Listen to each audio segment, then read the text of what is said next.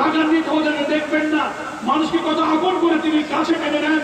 সারাটা জীবন এত মেধাবী হয়েও দুনিয়ার নিত্য বৈভব, সম্পদ, গাড়ি বাড়ি, দুনিয়া পাওয়ার জন্য তিনি চেষ্টা করেননি। সাধারণ সাদামাটা জীবন যাপন করে আল্লাহর দ্বীনের পথে তার জীবনটা তিনি পার করে দিয়েছেন।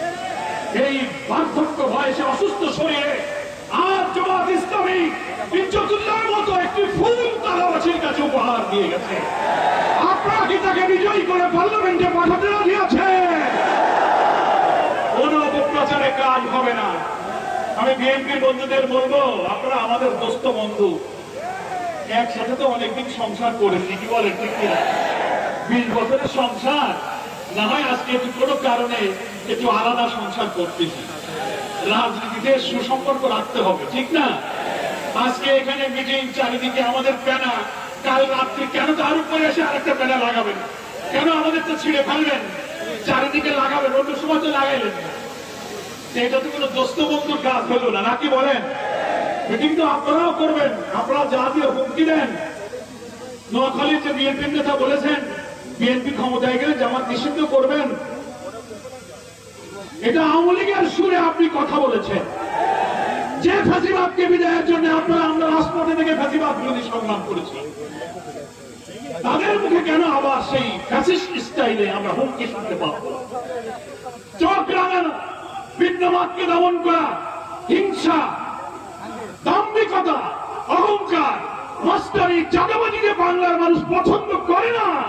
ঢাকা বিশ্ববিদ্যালয়, জাহাঙ্গীরনগর, চট্টগ্রাম, রাজশাহীতে দেশের শ্রেষ্ঠ বিদ্যাপীঠের ছেলেরা ভোট দিয়ে এই চাঁদাবাজদেরকে ব্যর্থ করে দিয়ে প্রমাণ করেছে তোমাদের স্থান বাংলাদেশে হবে না।